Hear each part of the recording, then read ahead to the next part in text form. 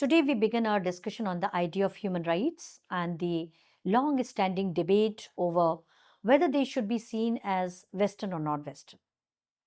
Often, the Western and the non Western countries are blaming each other. Rather, non Western countries are blaming the Western countries that human rights are largely Western product.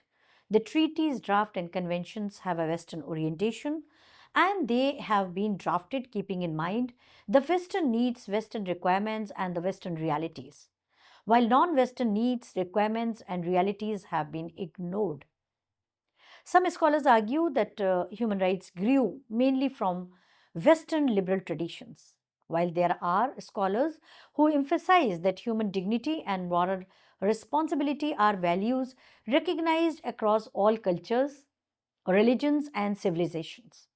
If we view human rights as universal, then they are not the monopoly of any single person or region or tradition or any single country. Instead, they represent a common standard for all humankind. UDHR, that is Universal Declaration of Human Rights, adopted in 1948, reflects this universal vision. Drafted after the horrors of the Second World War, Nazi Holocaust, and atomic bomb, the UDHR highlighted the need for global peace, liberty, justice, and protection of individuals from the scourge of war. Yet, the practical application of these rights has not been free from politics. This all began in the post Second World War era, and the post Second World War era was characterized, or post Second World War international politics was characterized by Cold War. Human rights were overshadowed by ideological struggles or ideological warfare going on between capitalism and communism.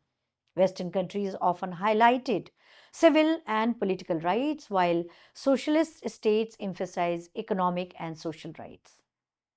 As we know that capitalism follows the Lockean tradition of individualism, individual liberty, and communist ideology follows the Marxist notion of economic equality, economic and social equality and justice.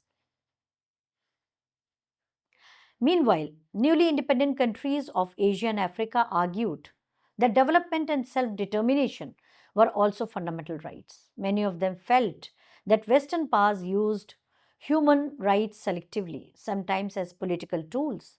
This raised doubts about whether universality was being respected or whether cultural values were being imposed.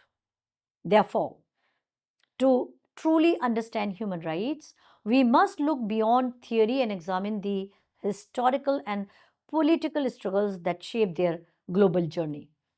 Before we go further, let us look at today's agenda. The lecture is divided into clear sections to make our discussion organized and easy to follow. First, we'll discuss the universal idea of human rights. We'll see how the concept of rights existed in almost every civilization, religion, and moral code, even before modern Western framework developed.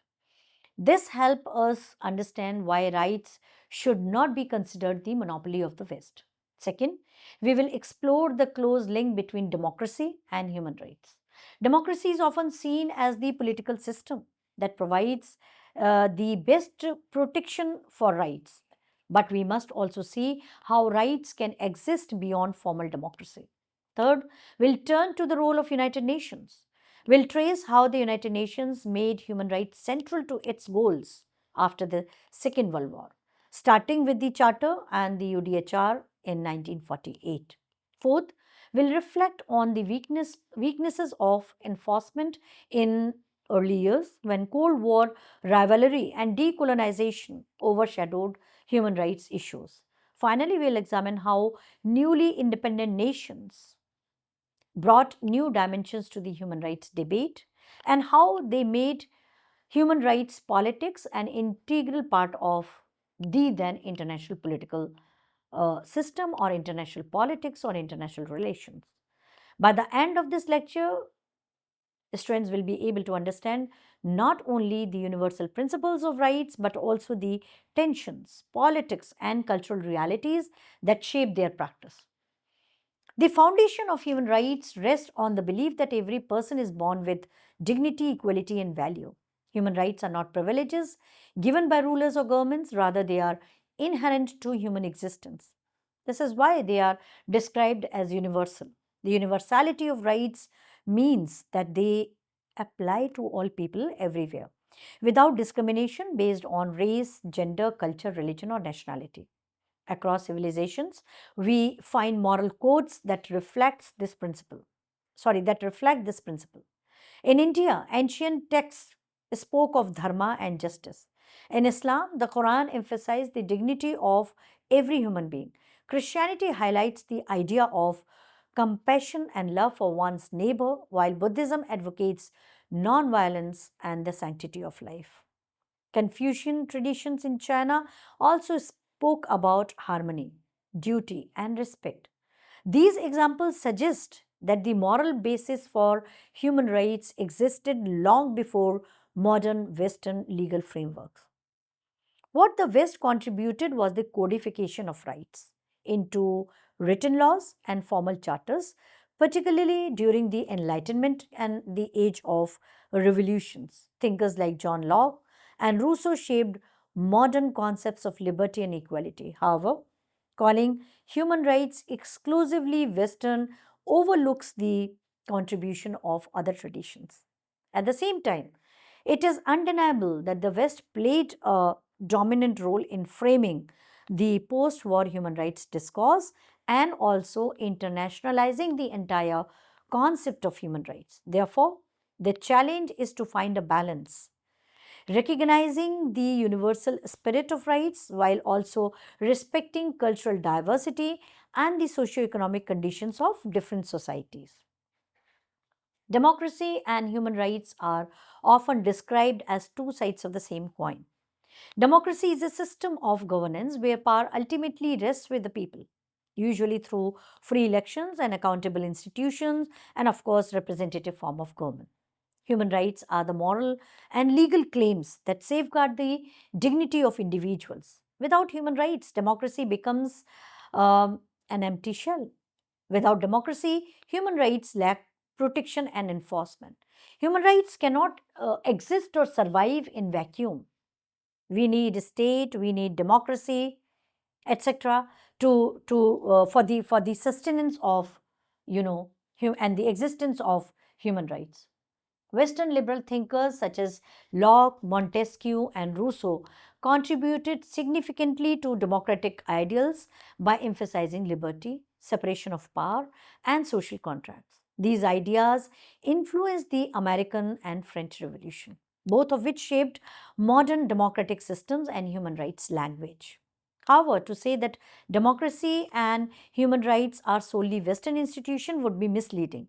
Many societies outside Europe practice forms of collective decision making. In India, village panchayats served as local democratic institutions, while tribal councils across Africa and Asia reflected participatory traditions. These ideas influenced the American and French revolutions, both of which shaped modern democratic systems and human rights language. However, to say that democracy and rights are solely Western intentions would be misleading. Many societies outside Europe practice forms of collective decision making. In India, village panchayats served as local democratic institutions, while tribal councils across Africa and Asia reflected participatory traditions. After World War II, democracy became closely linked with human rights in international discussions. However, Cold War politics divided their meaning.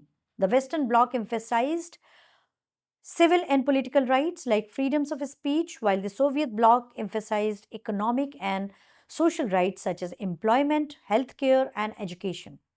This division weakened the universal approach by creating ideological camps. The truth is, both sets of rights are interdependent and essential. Without economic justice, political freedom are fragile. Without free expression, development lacks accountability. Understanding democracy and rights together provides insights into the Western and non Western debate. The United Nations, established in 1945, placed human rights at the center of its mission. The horrors of World War II, genocide, mass killing, and the Holocaust highlighted the urgent need for global mechanisms to protect human dignity. The UN Charter included commitments to promote human rights and fundamental freedoms. Soon after, in 1948, the UDHR was adopted, setting out 30 basic rights for all individuals. Of course, there are two articles dealing with duties. UDHR included civil and political rights such as freedom of speech, religion, and fair trial, along with economic and social rights such as education, healthcare, and work. It was groundbreaking because it applied directly to individuals, not just states. Yet, despite its ideals, implementation was weak in the United Nations' early years. The world's attention quickly shifted to Cold War rivalries, where ideological competition took priority over human rights enforcement. By the 1960s, United Nations adopted two legally binding covenants: the International Covenant on Civil and Political Rights and International Covenant on Economic, Social and Cultural Rights in Tehran in 1966. These expanded the human rights framework but faced challenges in enforcement. Still, the UDHR inspired new constitutions, liberation struggles, and later human rights treaties. United Nations became a platform where Western and non-Western perspectives clashed but also collaborated. It represents both the promise of universality and the struggle to balance global principles with political interests. This dual role remains central in understanding the United Nations' contribution to human rights. The adoption of UDHR in 1948 was a milestone in international history. Drafted under the leadership of Eleanor Roosevelt and other visionaries, it outlined 30 articles covering civil, political, economic, cultural, and social rights. And for the first time, the world declared that all people, all human beings are born free and equal in dignity and rights. UDHR was not legally binding but carried enormous moral authority. It became a foundation for later treaties, national constitutions, and human rights laws. Countries emerging from colonialism drew inspiration from its principles. Movements against apartheid in South Africa and against dictatorship in Latin America invoked its language. Women's rights and children's rights campaigns also cited the UDHR to strengthen their demands. However, the UDHR also sparked debates. Some critics argued that it reflected Western liberal values more than non Western traditions. For example, emphasis on individual freedom sometimes clashed with collective values found in Asian and African societies. Yet, defenders of the UDHR maintained that its principles, such as the right to life, freedom, and dignity, are universal, even if their application varies. The UDHR's greatest achievement was providing a common language for human rights struggles worldwide, whether in the East or West or South. Activists and ordinary people could point to the UDHR as a benchmark. It remains a living document, not without limitation, but with enduring influence. In the early years after the adoption of UDHR, the enforcement of human rights was weak. The declaration had symbolic value but lacked legal power. Many governments, including those in the West, treated it as uh, aspirational rather than binding. During the 1950s and early 1960s, global politics was dominated by Cold War, rivalry, nuclear and arms competition, and ideological propaganda, leaving little space for serious human rights enforcement. At the same time, many countries in Asia and Africa were still colonies, struggling for independence. Their leaders prioritized sovereignty and self determination over human rights enforcement. Even within established democracies, racial segregation, gender inequality, and poverty persisted. The UDHR's noble ideals were often contradicted by ground realities. United Nations tried to promote rights by establishing commissions and committees, but member states were cautious. They resisted outside interference, arguing that human rights were an internal matter. Despite the fact that UDHR symbolized internationalization of human rights and acceptance, acceptance on the part of the countries that if there is a serious scale violation, they would accept international monitoring. As a result, violations often, but despite this commitment towards internationalization of human rights, many states resisted any kind of outside interference, that it is their internal matter. And the result was that violations often went unchecked. It was only in the 60s that the human rights framework began to expand with the creation of binding covenants. In fact, the acceptance of the covenants was also delayed because of the ongoing Cold War rivalry. The early weakness of enforcement illustrates the gap between principle and practice. It also shows why many non Western countries doubted Western commitments to universality. While advocating rights abroad, Western states sometimes ignored injustice at home or in their foreign policies. This double standard became a recurring theme in the human rights debates.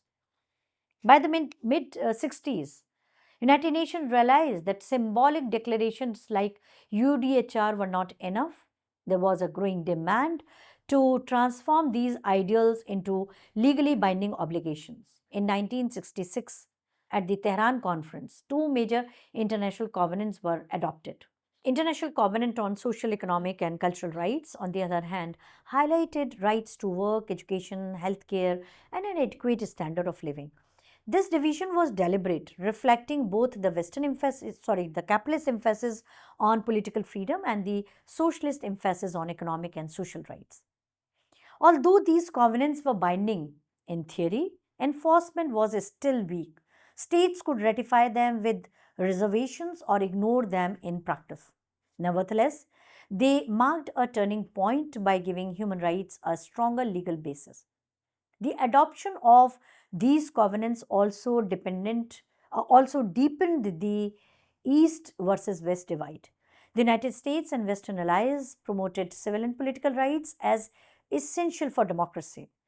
The Soviet bloc insisted that social and economic rights were equally important, rather more important. This split revealed how human rights became entangled in ideological competition even as they gained recognition in international law. The Cold War had a profound effect on the development and perception of human rights. After World War II, instead of uniting around UDHR, the world got divided into two opposing camps. Instead of working for world peace, preventing wars, and protecting human rights, the world was entangled into another kind of war called Cold War.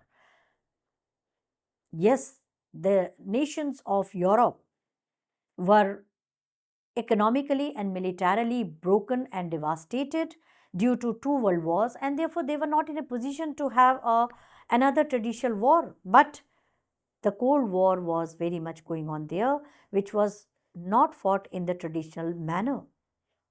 But the entire corpus of human rights or the movement of human rights failed to unite the world to work in the direction of world peace and human rights, implementation of human rights, or common good or human welfare.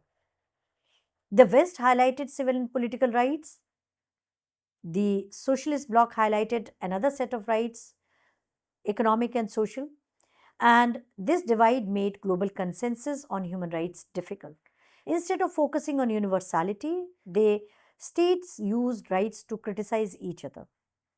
They attached a sense of superiority with their own sets of rights, which a particular ideology was adhering to. So, US pointed to Soviet suppression of dissent, while Soviet Russia highlighted poverty and lack of social welfareism in America. Each side accused the other of hypocrisy. For many developing countries, this East West conflict was definitely frustrating. They wanted to emphasize self determination, development, and freedom from colonial domination. Yet their voices were often uh, drawn out by superpower rivalry. As a result, the human rights movement lost momentum during much of the Cold War. It was not until decolonization by the end of the decade of 60s and the rise of the global south in the decade of 1970s that new energy and perspectives were added to the human rights debate.